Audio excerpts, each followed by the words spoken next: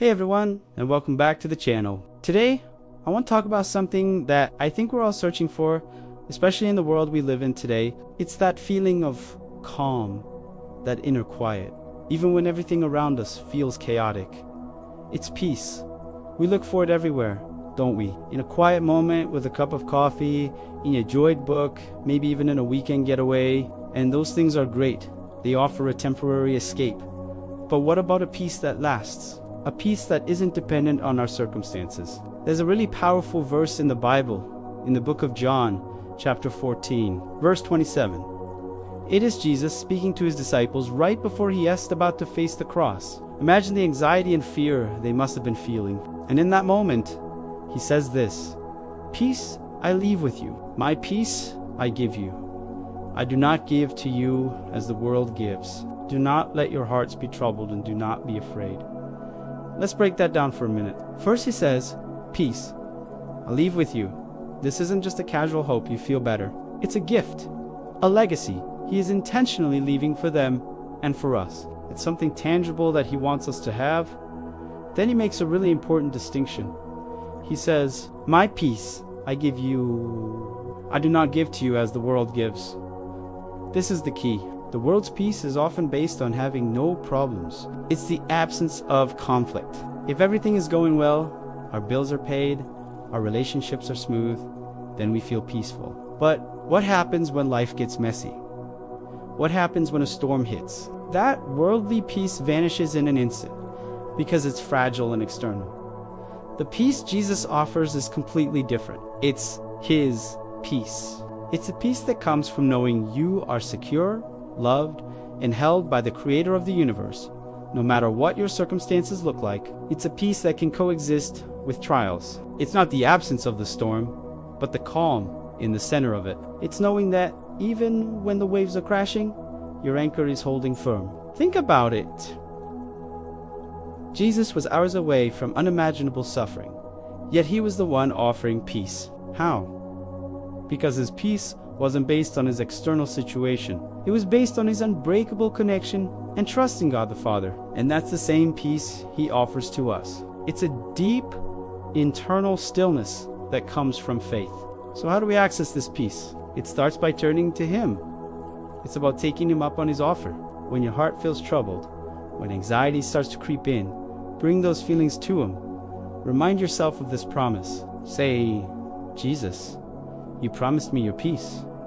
Not the world's peace, but your peace. I receive that gift right now. It is a daily practice of shifting our focus from the problems that scream for our attention to the Prince of Peace who is always with us. It's about spending time in prayer, reading his words, and choosing to trust him, even when it's hard. It's about surrendering our worries and anxieties, laying them at his feet, and picking up the peace he so freely gives. The final part of the verse is a command, or maybe more of an encouragement.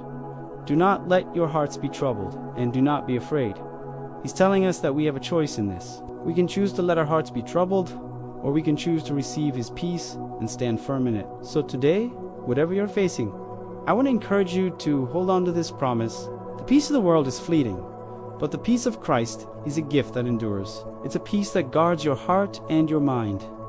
It's available to you right here, right now. Thanks so much for watching. If this message encouraged you, please give this video a like and consider subscribing for more content like this. I'd love to hear your thoughts in the comments below. Take care, and I'll see you in the next video. Have you ever felt so overwhelmed by anxiety that it feels like you're drowning? Your heart races, your mind won't stop spinning, and you just can't seem to find a moment of calm. It's a heavy, suffocating feeling. And in those moments, peace feels like a distant dream, something completely out of reach. We try everything to find it, don't we? We might try meditation, deep breathing, or even just distracting ourselves with endless scrolling or binge-watching shows. And while those things can offer a temporary break, the anxiety often comes rushing back, sometimes even stronger than before. It leaves us wondering, is there a peace that actually lasts? A peace that isn't just a fleeting moment, but a deep, abiding calm that can withstand the storms of life. The Bible offers a fascinating answer to this question, particularly in a letter written by the Apostle Paul to a church in a city called Philippi. In Philippians chapter 4 verse 7, he writes something profound. And the peace of God, which transcends all understanding, will guard your hearts and your minds in Christ Jesus. Let's unpack that for a moment. He's not just talking about any kind of peace. He calls it the peace of God. This isn't the kind of peace we can manufacture on our own. It's not the absence of trouble. It's the presence of God right in the middle of our trouble. Think about the phrase transcends all understanding. This means it goes beyond our logic, beyond our ability to figure things out. You might be in a situation that, by all earthly standards, should be causing you immense stress. Maybe you've lost a job, you're facing a health crisis, or a relationship is falling apart. Logically, you should be a wreck. But this peace from God can exist even when your circumstances are screaming chaos. It doesn't make sense to the outside world, and sometimes it doesn't even make sense to us. It's a supernatural calm that settles over you, assuring you that even though you can't see the way forward, God is in control. I love the imagery Paul uses next. He says this peace will guard your hearts and your minds. The word guard here is a military term. It paints a picture of a soldier, a sentinel, standing watch over a city, protecting it from enemy attack.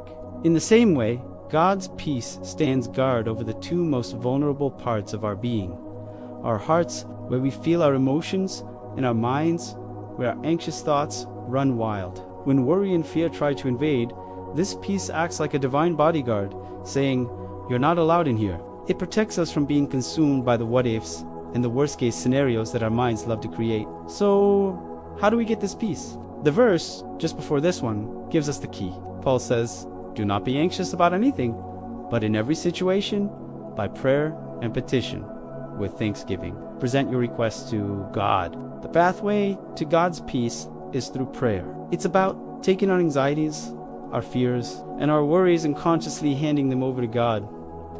It's not about pretending we don't have problems. It's about acknowledging them and then choosing to trust God with them. We bring Him our requests, our petitions, but we do it with a heart of thanksgiving. We thank Him for who He is, for what He's done in the past, and for the promises He's made for our future. This act of surrender, of trading our worries for worship, is what opens the door for His peace to come in and stand guard. It's a daily, sometimes moment-by-moment choice. When anxiety starts to creep in, we can immediately turn to prayer, hand that specific worry over to God, and thank Him that He is bigger than our problems.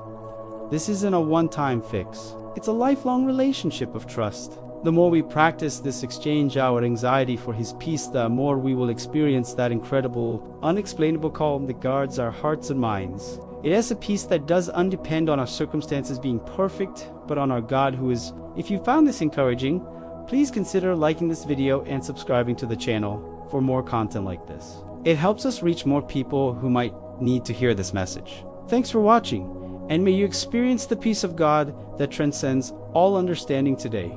Hey everyone, welcome back to the channel. Today, I want to talk about something that I think we all chase after in our lives. Peace.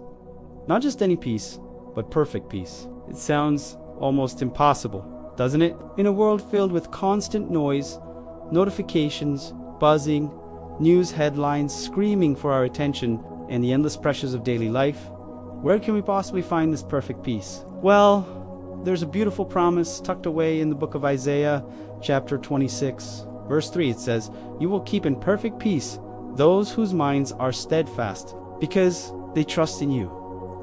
Let's unpack that for a moment. Perfect peace. The original Hebrew word for peace here is shalom, which means so much more than just the absence of conflict. It means completeness, wholeness, well-being, and harmony. Imagine feeling completely whole, secure, and at rest, no matter what storms are raging around you. That's the kind of peace being offered. So, who gets this peace? The verse says, it's for those whose minds are steadfast. What does it mean to have a steadfast mind? Think of it like an anchor for a ship. A steadfast mind is one that is fixed, firm, and unwavering. It's a mind that isn't tossed back and forth by every changing circumstance, every worry, or every fear. It's a mind that has found something solid to hold on to. This brings us to the most important part of the verse, the why. Why are their minds steadfast? The verse tells us plainly, because they trust in you.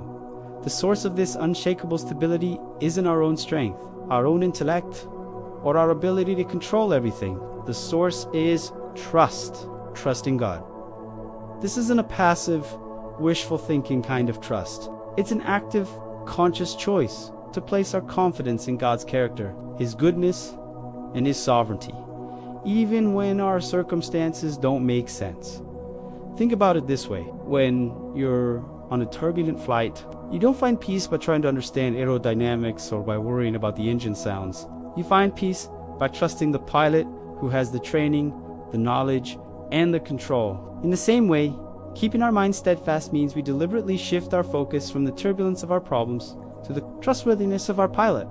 It's about choosing to believe that He is in control, that He is good, and that He is working all things together for our ultimate good. So, how do we practically do this? How do we cultivate a steadfast mind that trusts in God? It starts with what we feed our minds. Are we constantly consuming content that fuels our anxiety and fear? Or are we intentionally filling our minds with truth, with promises like the one in Isaiah 26:3? It involves prayer, taking our worries and anxieties and handing them over to God, not just once, but over and over again. Every time they try to creep back in, it's about remembering God's faithfulness in the past. Look back on your life. Can you see the times He has carried you through? Recalling His past faithfulness builds our confidence for the future. This journey to a perfect peace isn't about achieving a state of emotionless bliss where nothing ever bothers you. It's about having a deep, internal stability and security that holds you steady even when life is hard. It's a peace that coexists with tears, a peace that strengthens you in the struggle. It's the peace of knowing you are held by a God who will never let you go. The promise is for you today. If you feel like your mind is a battlefield of anxiety and worry, I want to encourage you. Start by fixing your thoughts on Him. Trust Him. He promises to keep you in perfect peace. Thank you so much for watching. If this message resonated with you, I'd love for you to hit that like button and subscribe for more content like this. Share your thoughts in the comments. Below, how do you find peace in the midst of chaos? I'd love to hear from you. Take care, and I'll see you in the next video. Hey everyone, welcome back to the channel. Today, I want to talk about something that I think we all searching for in one way or another. Peace. Our world can feel so chaotic, right?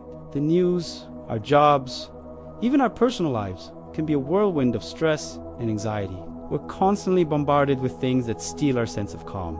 It is so easy to get caught up in the storm and feel like we're just being tossed around by the waves. But what if I told you there's a different kind of peace available to us? A peace that isn't dependent on our circumstances. A peace that can anchor us even when everything around us is shaking. This brings me to a powerful verse in the Bible found in Colossians chapter 3 verse 15. It says, "Let the peace of Christ rule in your hearts, since as members of one body you are called to peace, and be thankful."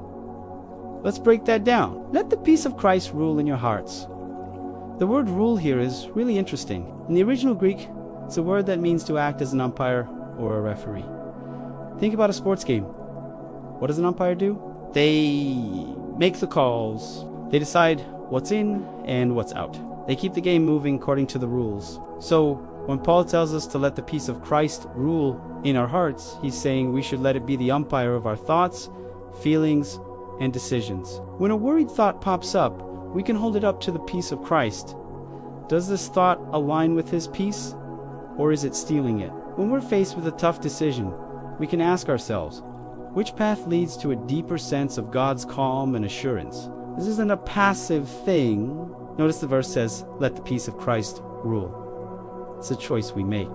We have to intentionally invite this peace to take the referee's whistle in our lives. We have to give it the authority to make the calls. This means when anxiety tries to take over, we actively turn our focus back to Jesus. We remind ourselves of His promises, His love, and His presence with us. The verse continues, "Since, as members of one body, you were called to peace." This reminds us that we're not alone in this journey. We are part of a community, the body of Christ. This peace isn't just for our individual benefit. It's something that should characterize our relationships with each other. When we are at peace within ourselves, it overflows into how we treat others. We become agents of peace in our families, our friendships, and our communities. A heart ruled by Christ's peace is less likely to engage in gossip, arguments, or division. Instead, it seeks reconciliation and unity. And finally, The verse ends with a simple but profound instruction: and be thankful. Gratitude is the secret sauce. It's the key that unlocks the door for peace to enter. When we focus on what we're thankful for, it shifts our perspective from what's wrong to what's right. It turns our eyes from our problems to our provider. A thankful heart is a heart that is open and receptive to the peace that God so freely offers. They work hand in hand. The more thankful we are, the more we experience His peace. And the more we experience His peace, the more we have to be thankful for. So, how do we practically do this? It starts with spending time with the Prince of Peace Himself, Jesus, through prayer, through reading His Word, through worship. It's about consciously choosing to hand over our worries and anxieties to Him, and instead filling our minds with gratitude. I want to encourage you this week to make Colossians 3:15 your mission. When you feel that anxiety creeping in, stop and say, "Peace, be the umpire of my heart right now," and then find something to be thankful for. You might be surprised at how that simple practice can transform the chaos into calm. Thank you so much for watching. If this message resonated with you, please give this video a like and consider subscribing for more content like this. I'd love to hear your thoughts in the comments below. How do you cultivate peace in your life? Until next time, let His peace rule.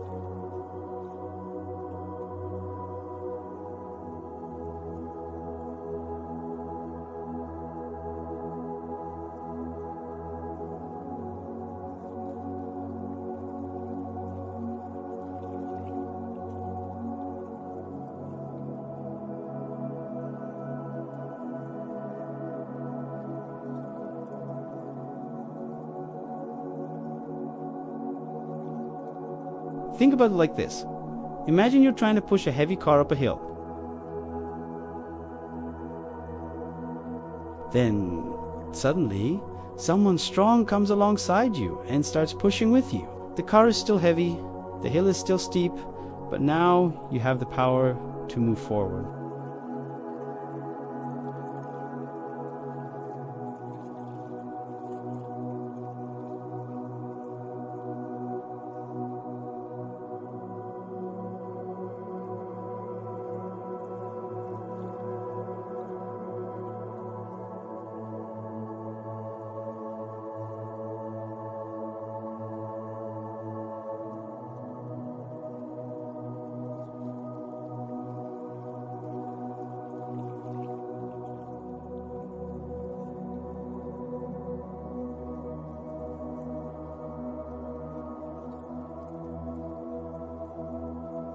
It's the peace that keeps your heart steady when you receive difficult news. It is a peace that comes from knowing you are cared for by a loving God who is in control. This peace doesn't depend on our circumstances. It's a gift, a blessing that anchors us.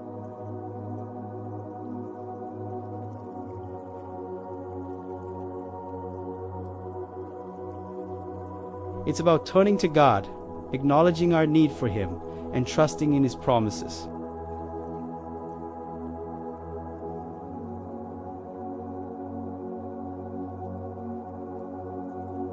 I need your strength. I need your peace. It is a daily choice to lean on Him instead of relying solely on our own limited resources. When you feel weak, remember that His strength is available.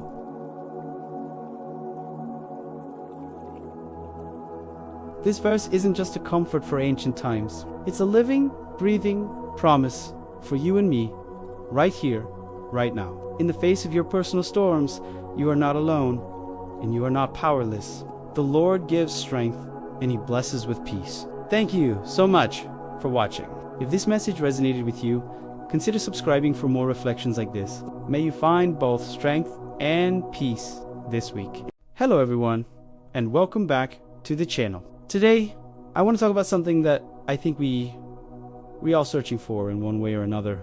Peace. Not just the absence of noise or conflict, but a deep, settled peace in our hearts. In a world that often feels chaotic and uncertain, where do we find this kind of lasting peace? There's a powerful verse in the Bible, in Romans chapter 5 verse 1, that gives us a direct answer. It says, "Therefore, since we have been justified through faith, we have peace with God through our Lord Jesus Christ." Let's take a moment to really unpack what that means, because it's a game changer. First, it talks about being justified through faith. What does justified even mean? It's a legal term, really. Imagine you're in a courtroom, accused of all the things you've ever done wrong. You know you're guilty. There's no way to argue your way out of it. The evidence is overwhelming. The penalty is severe separation from a perfect and holy God. But then, something incredible happens. Jesus steps in and says, "I'll take the penalty." He pays the price for everything you've done. The judge then looks at you and, because of what Jesus did, declares you not guilty.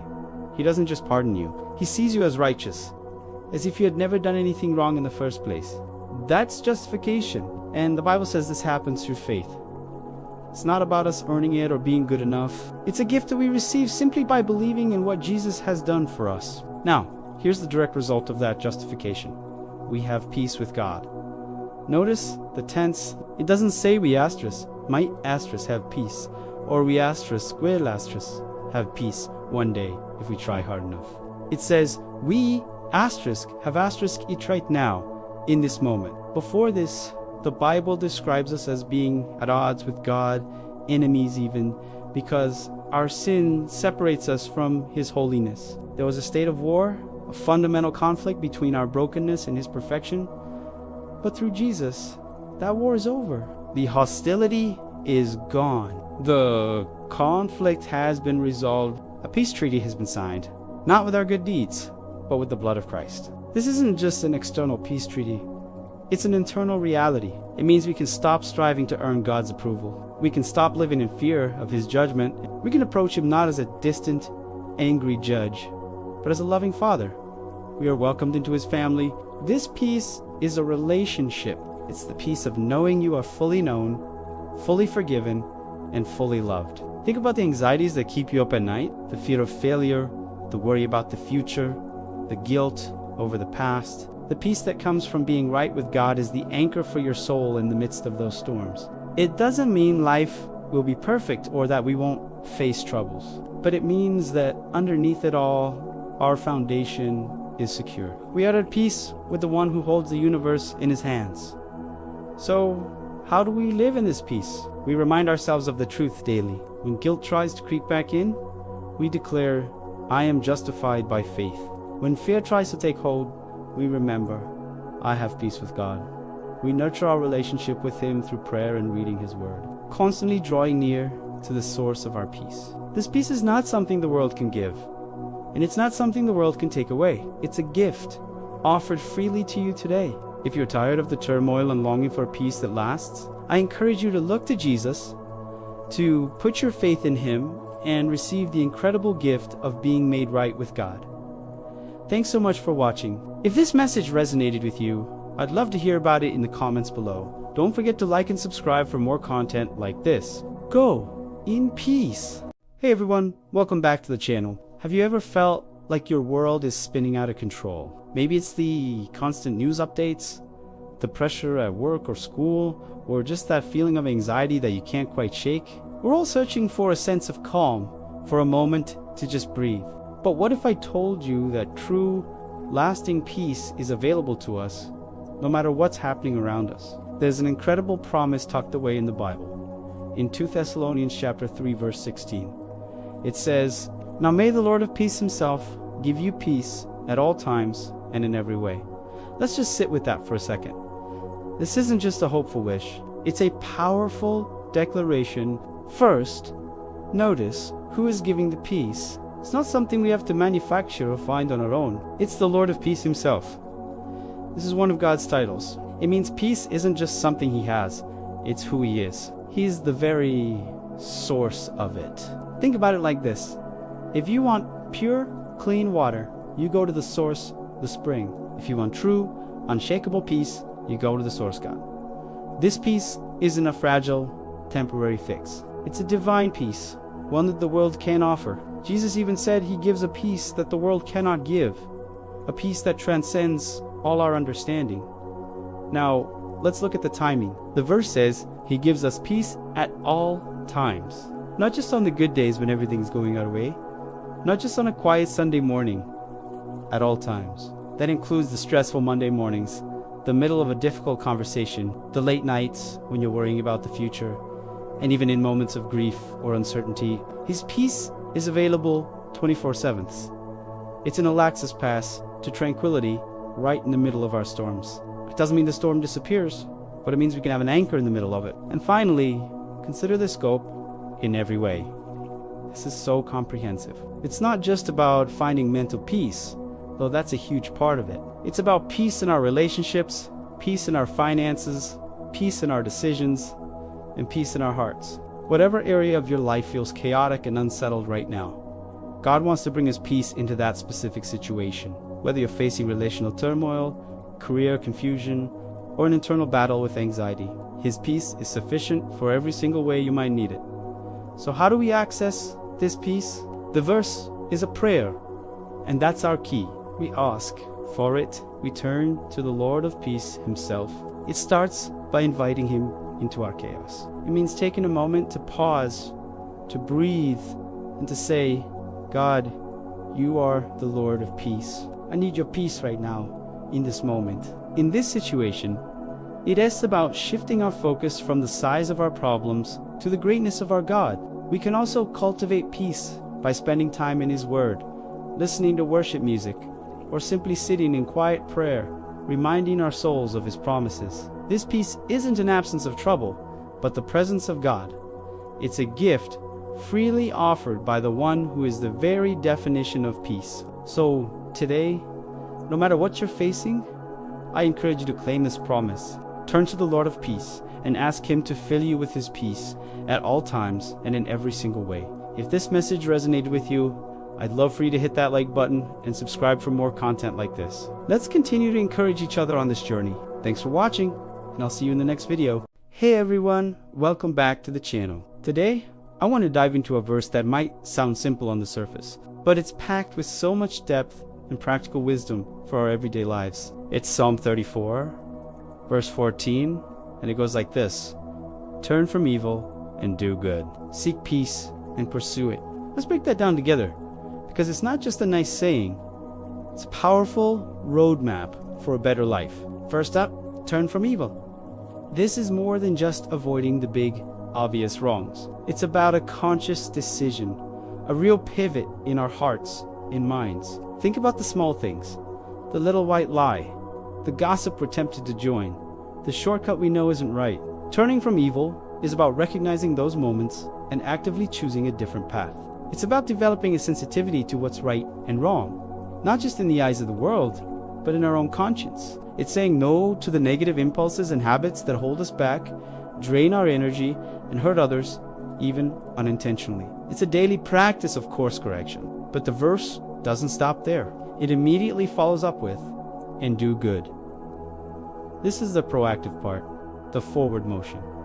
It's not enough to just stop doing bad things. We are called to actively start doing good things. This isn't about grand, heroic gestures that get you on the news. Doing good is found in the ordinary moments of our day.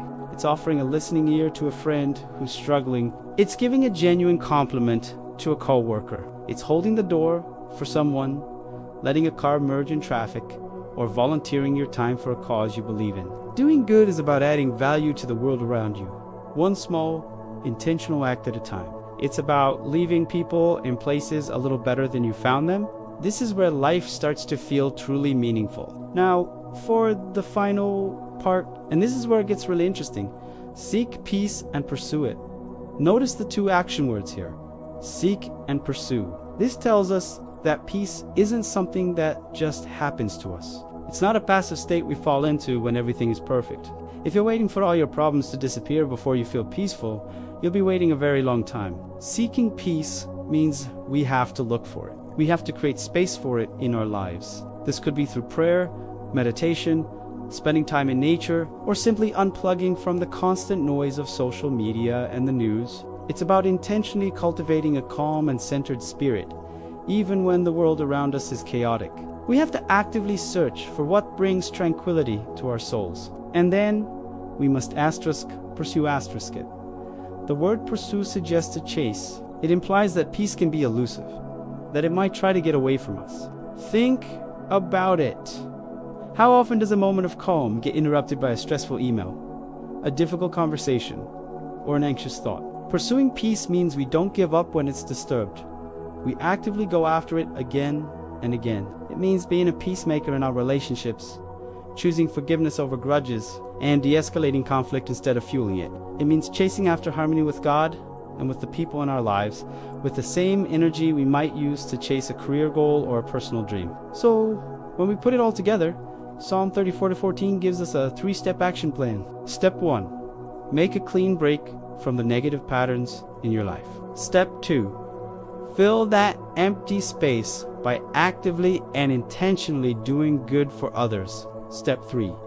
Relentlessly seek and chase after a state of inner and outer peace. It's a continuous cycle, turning, doing, and pursuing. It's not a one-time fix, but a lifelong journey. And it's a journey that promises a life of greater purpose, deeper joy, and a more profound sense of calm. What does doing good or seeking peace look like in your life? I'd love to hear your thoughts in the comments below. Let's learn from each other. Thanks so much for watching. And if you found this helpful, consider subscribing for more videos like this. See you in the next one. Have you ever felt like you're surrounded by opposition? Maybe it's at work, in your social circles, or even within your own family. It can be exhausting, can't it? Constantly feeling like you have to defend yourself, explain your actions, or just navigate tense relationships. It's like walking on eggshells, and it drains your energy and your joy. But what if I told you there's a powerful promise that can completely change this dynamic? Today, I want to talk about one of the most reassuring verses in the entire Bible. It's found in Proverbs 16, verse 7, and it says this: "When the Lord takes pleasure in anyone's way, He causes their enemies to make peace with them." Let that sink in for a moment. This isn't just a nice thought. It's a divine principle. It tells us that our primary focus shouldn't be on managing our enemies or winning arguments. Our main goal should be to live a life that pleases God. When we do that, something supernatural happens. God Himself steps into our situations and works on the hearts of those who oppose us. Now, let's break this down. What does it mean to live a life that pleases the Lord? It's not about being perfect, because none of us are. It's about the direction of our heart. It's about waking up each day and asking, God, how can I honor you today? It's about living with integrity, showing kindness, walking in humility, and seeking His will in our decisions. It's about aligning our path in life with His ways. Think about someone who's constantly trying to please people. They bend over backward, change who they are, and often end up stressed and unfulfilled. But this verse flips that idea on its head. It says, focus on pleasing God, the one who truly matters, and He will handle your human relationships. It's a complete paradigm shift. Instead of you fighting your battles, God fights them for you. And look at the result. He causes even our enemies to be at peace with us. This is a miracle. It doesn't necessarily mean everyone will suddenly become your best friend, but it can mean a few things. It could mean the hostility just stops, the gossip ends, the constant criticism fades away. It could mean an old rival offers an olive branch, or a difficult coworker suddenly starts cooperating. God can soften the hardest hearts in ways we can't even imagine. He can bring resolution to conflicts that seemed impossible to solve. I've seen this happen. Maybe you have to. You focus on doing the right thing, on being faithful, on keeping your heart right before God, even when it's hard. And then, out of nowhere, a situation that was causing you so much stress just dissipates. The person who is making your life difficult either has a change of heart, gets moved to a different department, or simply leaves you alone. That's God at work. That's Him honoring your faithfulness.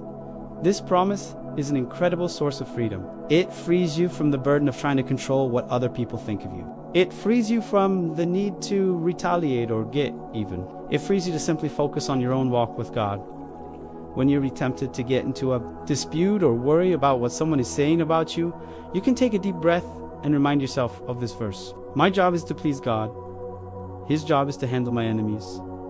So, how can we apply this today? First, take an honest look at your way. Are your daily choices, your attitudes, and your priorities pleasing to God? If not, don't be discouraged. Just ask for His help to get back on track. Second, intentionally release your conflicts to Him. Name the people or situations that are causing you strife and say, God, I give this to you. I will focus on living for you, and I trust you to bring peace. This isn't a magic formula. It's a faith journey. It requires patience and trust. But it's a promise you can stand on. When your life becomes a reflection of His goodness, He will be your defender, your peacemaker, and your vindicator. He will turn hostility into harmony and conflict into calm. Let us choose to live a life that pleases Him and watch as He brings His peace into our circumstances. Thanks for watching today. I hope this message encourages you. If it did, please consider liking this video and subscribing for more content that can help you live out your faith. God bless. Ever found yourself in a situation where you just didn't know what to do next? You've looked at the problem from every angle, asked for advice, but still, you're stuck. We've all been there, feeling lost and overwhelmed. But what if I told you there's a source of guidance that never fails, a counselor whose wisdom is perfect and always available? Today, let's dive into a truly powerful verse from the book of Isaiah, chapter 9, verse 6. It's a prophecy about the coming Messiah, Jesus, and it gives Him some incredible titles. It says, For to us a child is born, to us a son is given, and the government will be on His shoulders, and He will be called Wonderful Counselor, Mighty God, Everlasting Father, Prince of Peace. Wow. Let's just sit with that for a moment. These aren't just fancy names. They're descriptions of His character and what He offers to each one of us. Let's start with Wonderful Counselor. Think about the best advice you've ever received.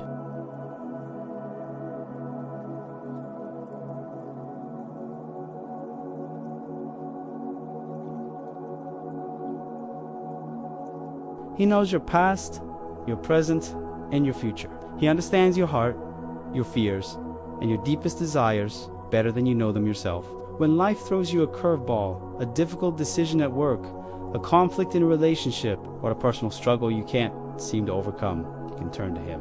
He doesn't just give you a to-do list. He provides divine strategy and supernatural insight. Next, He's called Mighty God. This is huge. It's a clear declaration of His divinity. The child who was born in a manger is the same God who spoke the universe into existence. He's not a lesser God or just a great teacher. He's God Almighty. What does that mean for us? It means the one who counsels us also has the power to act on our behalf. The challenges that seem impossible to you are nothing to a mighty God. The mountains of debt, the sickness that won't go away, the brokenness that feels permanent, He is mightier. His power isn't just a historical fact, it's a present reality available to us. Believing in Him means tapping into a strength that isn't our own, a power that can do immeasurably more than all we ask or imagine.